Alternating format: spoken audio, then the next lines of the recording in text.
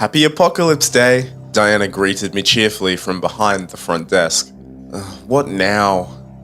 I had been working at the Good Shade for several weeks at this point, and had just started to become accustomed to all the things that go on. I could finally check in guests, and I was learning more about the types of people that stayed in the hotel. Not all of them were bad, but most were terrifying. I was already starting to lose track of how many times a guest had smelled me. On the bright side, apparently my scent is delicious. Perhaps not the best compliment, considering it's probably something that would make me more likely to end up a victim. Diana didn't seem too impressed when she saw such a thing occur to me for the first time. A tall, pale woman had entered the hotel a few days after I started the job. She looked like death, literally. She was beautiful in a dark way, and I found myself compelled to walk up to her as soon as our eyes met. Long black hair cascaded down her back, matching in color with her eyes. If the Grim Reaper was personified as a gorgeous woman, then that's what I was staring at. She was as tall as me, a surprising attribute considering that I'm 6'1". She leaned close to me as I came to a halt in front of her. Her lips hovered mere centimeters away from my neck, and her breath felt cold on my skin. I trembled due to the fear of what she may be, but also because I was suddenly awash with a deep lust for her. She laughed a deep, alluring sound as she backed away. "You smell delicious, young man," she purred as she walked around me. I didn't trust my legs to walk, so I simply stared as she took long, graceful steps towards Alice. "Maurice, he's new. Don't play with the staff," Alice chastised her. "Shame. It gets lonely at the hotel." "No, it doesn't," Alice laughed. "You bring in more unregistered guests than anyone else. You keep turning people, and there will be none left to feed on." Abruptly, I felt the rush of desire leave my body, leaving only traces of fear. I walked hesitantly up to the woman, and Maurice glanced at me with a pout. "What if I get hungry?" The pout transformed into a smile, revealing her sharp, elongated canines. Alice sighed. "You know Smith provides for the guests, and I've already asked you once not to mess with our new staff member. Get out of his head." Maurice shrugged and broke her gaze with me. I stood there confused until she left with her room key. "Don't let the guests play with your head," Alice scolded me once Maurice was out of sight. "What do you mean?" I questioned, still confused by the encounter. "The desire, her teeth, she does that to everyone. It's not real. You have to steel yourself mentally so that it's not so easy for shades to get in your head." I nodded. "What about her teeth? You think mine are scary, hers are just plain hideous, but almost equally as dangerous." I took what she had told me into account, and have worked on locking down my brain since then. By the time Apocalypse Day arrived, I had a minor grasp on how to protect my mind, but at the same time, I was plagued with nightmares of jagged teeth. I came into work that evening exhausted. The nightmares had made sleep nearly impossible. "Apocalypse Day?" I questioned with a yawn. "It's a sort of holiday at the hotel. I mean, if holidays meant a ton of extra work." She was vigorously typing things into the computer as she spoke. "That's the downfall of being in the hotel business, though. It makes for an interesting night, at least." I watched as she pushed chestnut-colored hair away from her tanned face. She was pretty this way, short and curvy with dark green eyes. She noticed me staring. "What?" I'm just not used to Diana yet. What was wrong with Alice?" "Nothing. I just needed to change bodies so I could move on undetected." She shrugged at me as though it was the most obvious thing in the world. "I'm not sure if I'll ever get used to Althea switching names and bodies. It was definitely confusing the first time she came in as Diana." I nodded in understanding at her explanation, but wished she would let me call her by a single name. She requested that I call her by the name of the body so that she wouldn't slip up around other humans. I doubt she ever slips up though. I'm pretty sure she just gets a laugh out of my confusion. So what exactly is this so-called holiday? I got back on task, not wanting to be blindsided tonight.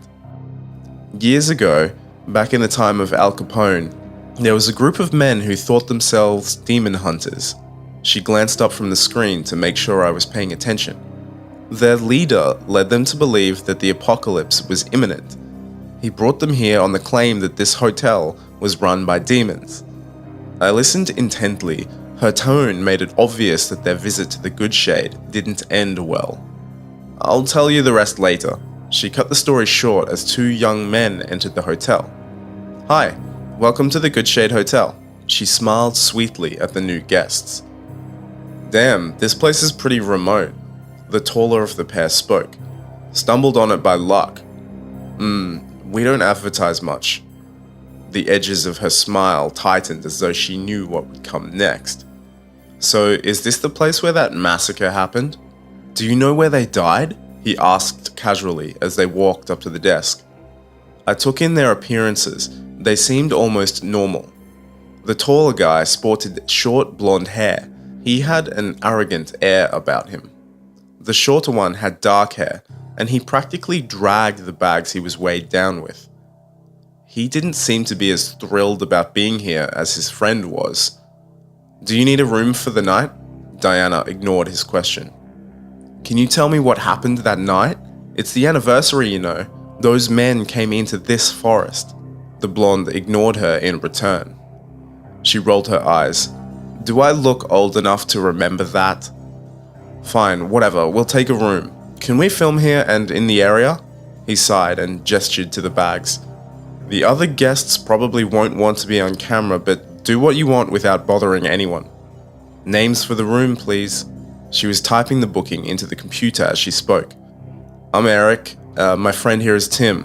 I'm actually doing research on a mass killing that hasn't been publicized. He leaned in like he was expecting this would get her to talk. I take it that means you didn't come here because you found some sort of advertisement or invitation?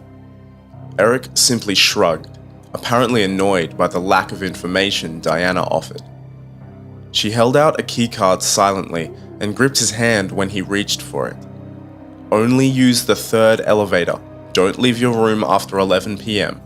And enjoy your stay in room 217. She smiled. Her eyes seemed to turn into deep black pools as she stared at him. He yanked his hand away and began walking. Crazy. Come on, Tim, let's go set up the room. She frowned. Not long enough, she muttered under her breath. Tyler, will you make sure those two make it to their room, okay? 3rd elevator only. The other staff aren't here yet. I nodded and quickly jogged to catch up with the men near the elevators. They were trying to enter the wrong one. Eric seemed frustrated, while Tim seemed slightly scared. Swiping your keycard will only work on the correct elevator, I told them. We moved to the 3rd elevator, and I took a few of the heavy bags from Tim. As soon as we entered the elevator, Eric began speaking again. So, do you know about the massacre? He asked me. I'm pretty new here. You're the first person to mention it, I replied. He told the story as we made our way to the room. Apparently, this occurred almost 100 years ago. Most of the story was small-town rumor. A group of men had followed a preacher out into the woods. They believed he was leading them to stop the apocalypse. As the tale goes, the men never came back, and their families believed something in the woods had killed the entire group. No one knew exactly where the men had gone, and there has been conspiracy theories about it being a cult that committed a group suicide. Variations of the story included the men finding a haunted building and being tortured by malevolent forces, or the preacher turning on them and slaughtering the group. The only solid fact that Eric had was that this forest was the one where the men had disappeared.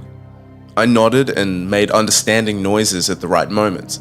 This information seemed to coincide with what Diana had been telling me before. I helped them bring the bags into the room. and was about to leave when a question popped into my head. Why are you filming at the hotel? This is the only place around for miles. No one has ever heard of it, and everyone who has come looking for answers has gone missing. When we stumbled upon this place, I figured someone here must know what's going on. Maybe, I muttered half-heartedly. Oh, the people here know what's going on, I thought. Why else would they celebrate a holiday called Apocalypse Day? When I returned to the lobby, Diana gave me a curious look. Learn anything interesting from your fellow humans? I suppose, I shrugged, knowing she didn't plan on enlightening me any further. I didn't have much time to dwell on the fact that she was leaving me clueless yet again. Guests seemed to pour into the hotel in an endless stream. Human and shade alike came to stay. It wasn't uncommon to have human guests. People like to roam the forest and are always relieved to find that there's somewhere to rest. None of them remember the hotel once they leave. We have staff that make sure of that. The influx in guests was apparently due to the holiday. Half the human guests were out ghost hunting for the missing men, and I wasn't sure what about this day appealed to the shades. By the time we had gotten the flood of guests into their rooms, it was almost 11 p.m. I was entirely exhausted at this point, and couldn't keep my eyes from closing as I took a seat behind the desk. I woke a short time later to the sound of a disagreement. "You need to go back to your room," Diana said sternly. I was still half asleep and hardly heard the response from a familiar male voice.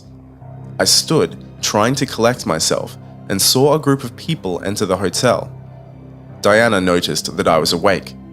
"Take care of the guests," she barked at me as she took Eric's arm and led him away quickly.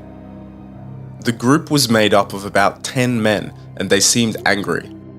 It only took a moment of them crying out for redemption upon demons before I recognized who they must be. I couldn't pinpoint which of them might be the so-called preacher. As they got closer, I faced a horrifying realization. They were all obviously shades, and they were mutilated beyond belief. Suit sleeves dangled limply, lacking arms to fill them. It was a near sea of red. Blood splatter could be found in abundance on each of them. Eyeless sockets, mouths sewn shut, limbs snapped and mangled, and missing chunks of flesh. These men had been brutally torn apart. I was used to seeing awful things, but hadn't yet witnessed anything of this magnitude. I stood staring, absolutely shocked by the scene in front of me. The gruesome visual was paired with a soundtrack of enraged shouts. "Demons, come forth! We shall end the bringers of the apocalypse. The night of your reckoning has come." My stupefied state was interrupted by the sound of elevated doors opening. A tall man in a pristine black suit came over and stood in front of the gruesome mob. "My followers, welcome to the reckoning." He gave an eerie smile to the group, who responded by dropping to their knees. They sang out praises and gratitude. The man who stood before them was their preacher. By this point, a throng of guests had heard the commotion and crowded around the edges of the lobby. The humans were easy to distinguish. They bore panicked expressions, and some even screamed at the sight. The other guests held onto them and kept them from running away. "Friends," the man gestured towards the edges of the room. "Let history repeat itself. Apocalypse Day has arrived." He laughed like a madman, and the room was suddenly chaotic. Shades descended upon the human guests, tearing them apart or dragging them away. The preacher ran through the room, laughing as his razor-sharp nails cut through his flock of mutilated followers. The men dissipated when he made the violent contact, but the blood and screams were not lost. The guests kept the sound alive as they tore each other apart. I was backed against the wall behind the front desk, shivering with fear. The guests had gone crazy. This place wasn't safe. I don't know how I could have thought I would get used to being around such murderous creatures. Suddenly, Diana was beside me. Blood dripped from her shark-like teeth and ran down her chin. She looked at me with curiosity, but her eyes were inky black pools.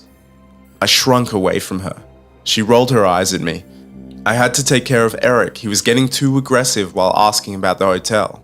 I see the festivities have started. I stared at her speechless, and she seemed to suddenly realize the depth of my fear. This is what the holiday is for, a cheat day, if you will. The guests go wild to celebrate the massacre. Not a great day for your kind, but you're safe. You're with me, I'll protect you, she said reassuringly as the darkness faded from her eyes. But the fresh blood dripping from her chin didn't make me feel any better. She hooked her arm through mine as we watched the brutal chaos surround us. I couldn't help but feel afraid that she'd suddenly turn on me. I wasn't sure if she was safe to be near. As if the universe had set out to prove me wrong, someone clutched at my free arm and tried to pull me into the disaster. Diana bared her teeth at the woman holding my arm. "This one is mine," she growled in an inhuman voice. The stranger backed away, returning to the grotesque show. We sat there and watched until the violence died down and the guests had returned to their rooms. The lobby was awash with blood and bits of flesh, and I felt sick to my stomach. Diana patted me on the back as she stood. "Congratulations, you've made it through your first hotel holiday," she smiled. "Your shift is being extended. We need to check in the morning to see how many guests we lost." I hesitated before speaking, unsure if my voice would work.